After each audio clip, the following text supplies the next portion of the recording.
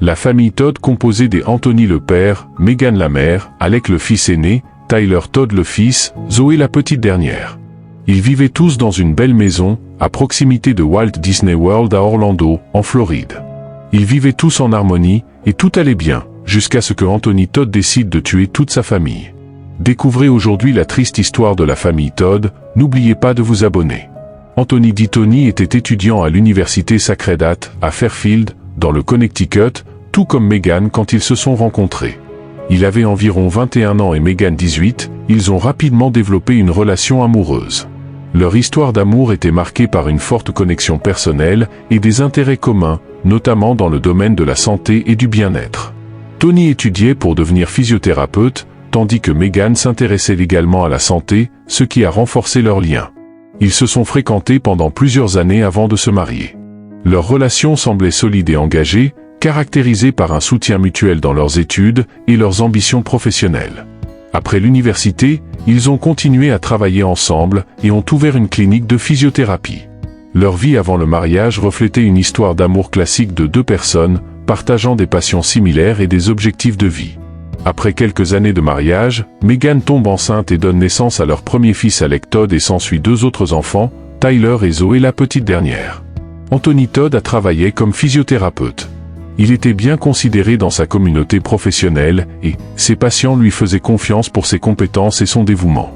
Anthony Todd n'exerçait pas dans un hôpital, mais il dirigeait son propre cabinet de physiothérapie appelé Family Physical Therapy à Colchester, dans le Connecticut.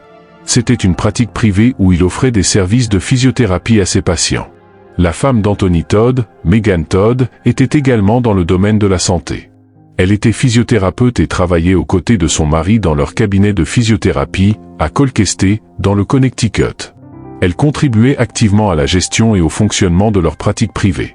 En plus de sa carrière en physiothérapie, Megan a poursuivi une certification de 200 heures comme instructrice de yoga et était également certifiée comme instructrice de yoga réhabilitative. Elle a intégré le yoga dans sa pratique de physiothérapie, ce qui lui a permis d'offrir des soins holistiques à ses patients. Tout allait bien dans la vie de la famille, jusqu'à ce que des enquêtes s'ouvrent sur Anthony Todd. Il faisait face à plusieurs accusations de fraude. Todd était accusé d'avoir facturé des compagnies d'assurance pour des traitements de physiothérapie qu'il n'avait pas réellement fournis.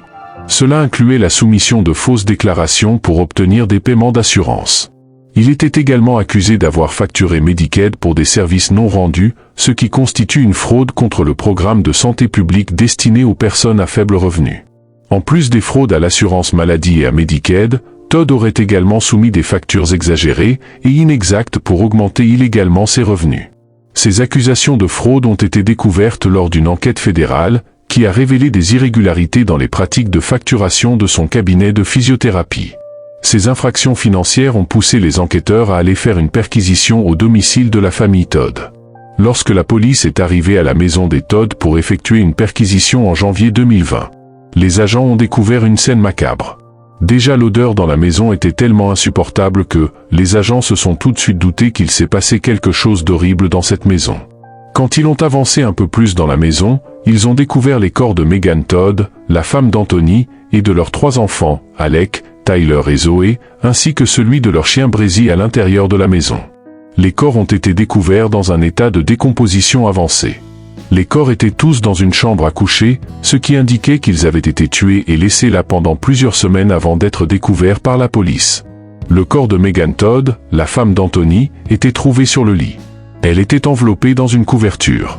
Les 3 enfants, Alec, Tyler et Zoé, étaient également retrouvés dans la même chambre. Leur corps était disposé sur le lit avec celui de leur mère. Le chien de la famille, Breezy, était aussi retrouvé mort dans la chambre. Les autorités ont décrit la scène comme extrêmement perturbante en raison de l'état avancé de décomposition des corps. L'odeur à l'intérieur de la maison a été une des premières indications pour les policiers de la gravité de la situation. Anthony aussi était présent dans la maison lorsque les policiers sont arrivés. Il a été arrêté sur place sans incident majeur. Todd a été décrit comme coopératif lors de son arrestation. Après cela, il a avoué les meurtres de sa femme, de leurs enfants et de leurs chiens. Mais il a par la suite tenté de revenir sur ses aveux, affirmant ne pas se souvenir des événements ou les avoir commis sous contrainte. Cette découverte a choqué la communauté locale et au-delà, étant donné l'apparente normalité de la famille Todd et l'absence de signes avant-coureurs de tels actes violents.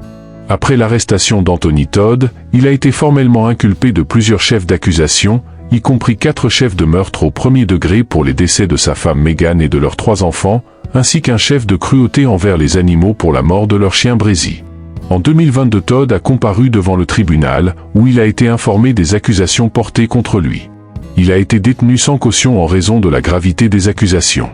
Les autorités ont mené des enquêtes approfondies sur les circonstances des meurtres et les aspects financiers entourant la vie de Todd, y compris les accusations de fraude à l'assurance maladie et à Medicaid qui étaient en cours avant les meurtres. Il a finalement plaidé non coupable des accusations de meurtre et de cruauté envers les animaux. La défense a tenté de soulever des doutes sur sa culpabilité, tandis que l'accusation a présenté des preuves détaillées et des témoignages accablants contre lui. En avril 2022, Anthony Todd a été reconnu coupable de tous les chefs d'accusation. Et il a été condamné à la réclusion à perpétuité sans possibilité de libération conditionnelle pour les meurtres de sa femme et de ses enfants. L'affaire a suscité une grande attention médiatique et des réactions émotionnelles de la part de la communauté et de la famille élargie des Todd. Beaucoup ont exprimé leur choc et leur tristesse face à la tragédie. Comme c'est souvent le cas dans les affaires de cette gravité, des appels peuvent être déposés par la défense pour contester le verdict ou la sentence. Cependant, au moment de la condamnation, Todd a été reconnu coupable et condamné à la réclusion à perpétuité sans possibilité de libération conditionnelle. Les motifs exacts derrière les actes d'Anthony Todd n'ont pas été clairement établis publiquement. Cependant, plusieurs éléments ont été suggérés et examinés dans le cadre de l'enquête et du procès. Certaines déclarations faites par Todd après les meurtres ont indiqué qu'il croyait que tuer sa famille les sauverait ou les libérerait. Ce type de pensée suggère une possible déconnexion de la réalité et une influence de croyances personnelles ou délirantes. L'homme avait avoué les crimes, expliquant qu'il s'était mis d'accord avec son épouse. Pour tuer toute leur famille, tout le monde devait mourir afin de passer de l'autre côté, parce que l'apocalypse était proche, citant ses croyances. En commençant par la plus jeune, Zoé, âgée de 4 ans. Il est allé dans sa chambre pendant qu'elle dormait. Il a pris le temps de s'asseoir à côté d'elle et s'est mis sur elle jusqu'à l'étouffer. Il a ensuite, selon la procureure adjointe, fait de même avec ses fils Tyler et Alec, qu'il a en plus poignardé. Lors de son interrogatoire filmé, l'accusé a raconté qu'une fois tout le monde mort, il a pris tout leur corps et les a placés dans la chambre principale.